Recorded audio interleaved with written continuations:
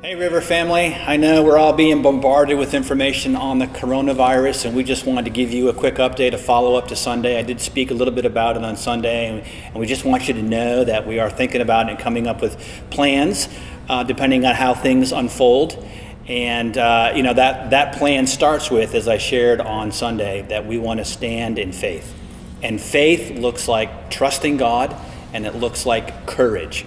And I know, on social media, people are dividing up into camps. Some are saying, hey, this is no big deal, don't worry about it. Others are saying, this is a huge deal, run for your lives. And listen, regardless of how it plays out, we start from a place of trust in God and faith and courage, and we're called to stand and face these things, regardless of whether it's a big deal or a small deal, from that posture. And so we really want to encourage us to continue to do that. Just a couple of scriptures that came to mind. One, following up from Sunday, where we have the promises of God that these things will not touch us. We should stand on those promises. At the same time, Jesus also commissioned us to, for example, cleanse the lepers. Now, how would that look today? Well, if you think about what leprosy was back then, it was a bacteria, and it would cause the skin disease, and it could be spread. And so they would isolate the lepers into a separate colony. And Jesus actually said part of our commission is to go to those who are isolated and to pray for healing and bring them back into community. And that, to me, has a lot of application for today. I'm also thinking about the time when Jesus was on the Sea of Galilee with his disciples. Yeah.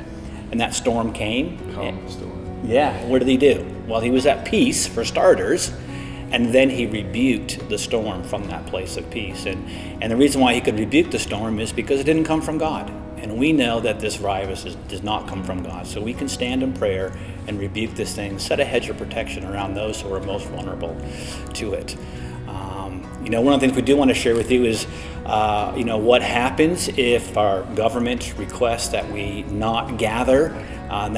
There's a lot of talk about things like that happening. You're already seeing things being canceled, and they're asking people not to gather in large things. And at this point, we plan on continuing to gather. But if that day comes where they say don't, we want to honor that, and we want to put something in place. And of course, as Christians, we should really learn how to turn things that are meant for harm, turn them into good.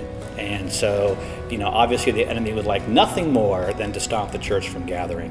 And so we can turn his efforts into something good, and we can still continue to gather. We can do it in homes, and we can do it in small groups. Yeah. So our thinking is this: let's gather in homes around our community. We'll gather and form like a small church service with worship, with listening to the word together, praying together, and we'll gather in homes around our community, and everyone will be given notice where those homes are. If you would like to volunteer your home, if you have space for say 10 or 12 people that could gather and sit comfortably, we'd love to know that you be willing to volunteer your home. I'm going to be reaching out to some leaders to help lead those small groups.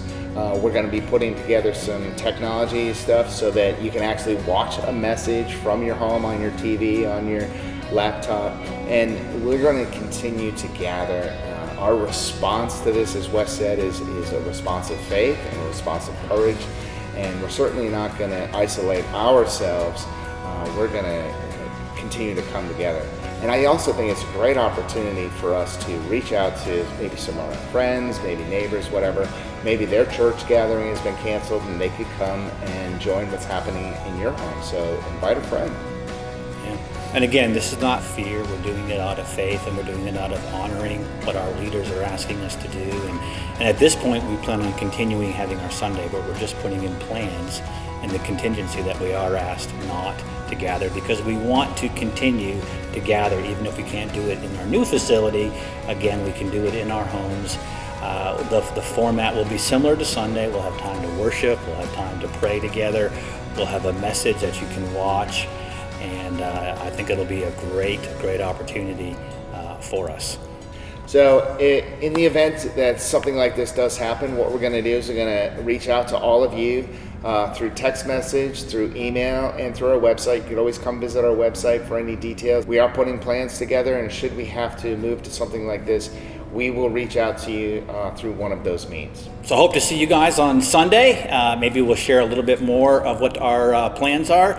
Encourage one another. And don't forget, actually, we do have Marquis Laughlin coming. Yeah, this it's going to be Sunday, awesome. Which is going to be very powerful. And for those of you who have seen Marquis, you know how amazing his presentation will be. If you've never seen him before, I'm just encouraging you. You really don't want to miss out on that. Here. It's going to be very powerful. It's based on the words of Jesus. And I will see you Sunday morning.